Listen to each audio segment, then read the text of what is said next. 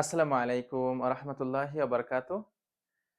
সমস্ত প্রশংসা সেই আল্লাহর জন্য যিনি আমাদেরকে পবিত্র কোরআন শিক্ষার নেক নিয়াতে আজকের ভিডিওটি দেখার সুযোগ করে দিয়েছেন।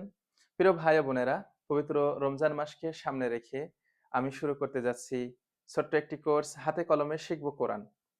দেখুন ভাইয়েরা, আমার হাতে যে কিতাবটা আপনারা দেখছেন, কায়দাটা দেখছেন আপনারা, বিশুদ্ধ তালিমুল কোরআন ফাউন্ডেশনের একটি কায়দা। এখানে ৫০টি তাজবিদ সহ।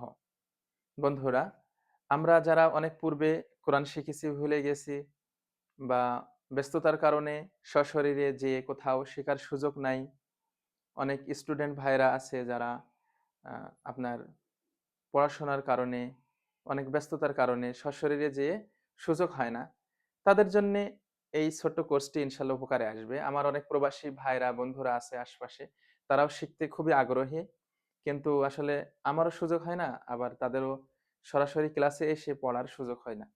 যার কারণে ছোট্ট একটি কোর্স ইনশাআল্লাহ আমরা সবাই সামনে পবিত্র রমজান মাস ইনশাআল্লাহ চেষ্টা করব পবিত্র কোরআনকে সহিহ এবং শুদ্ধভাবে শেখার জন্য। আমরা আজকে ওই বিষয়গুলো একটু জানার চেষ্টা করব যেগুলো সামনে আমরা শিখব।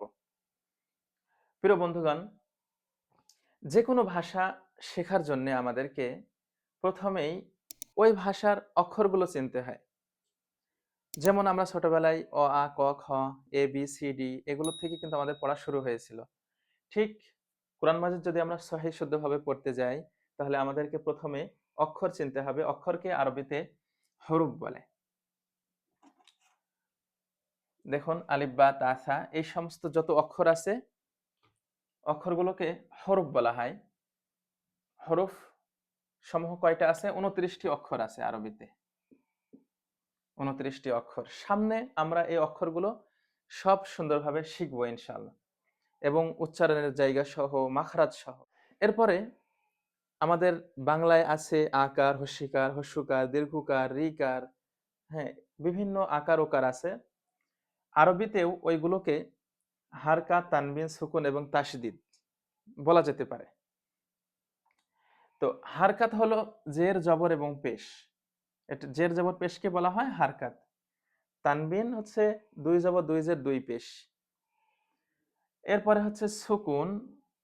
সুকুন বা সাকিন যাই বলুন না কেন, এটা হলো এই যে ইলিশ মাছের পেটের কাঁটাটার মতন এরকম দেখা যায়।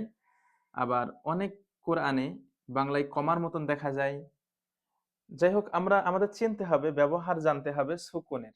দেখুন বন্ধুরা, এখানে লেখা রয়েছে যে বালতি তোলা কুয়ার কাটার মতো তাসদিদ দেখা যায়। এই যে তাসদিদ, এই যে বালতি তোলা কুয়ার কাটার মতন দেখে। হরুফের সাথে আমরা হারকাত, তানবিন, সুকুন এবং তাসদিদ এই কয়টি বিষয় ইনশাল্লাহ খুব দ্রুত শিখে যাব কয়েকটি ক্লাসের ভিতরেই। আমাদের একটু সময় যাবে বেশি এই তাজবিদ পর্বে। তাজবিদ হচ্ছে কোরআন মাজিদ সহিহ এবং শুদ্ধভাবে পড়ার জন্য কিছু নিয়ম এবং কানুন, যেগুলো না জানার কারণ আমাদের অনেকের ছোট ছোট ভুল যায় তেলাওয়াতে। তো প্রিয় ভাইয়েরা, ইনশাআল্লাহ আসুন আমরা পবিত্র রমজান মাসকে সামনে রেখে আমার এই ছোট্ট কোর্সে আপনাদেরকে আমি স্বাগতম জানাচ্ছি।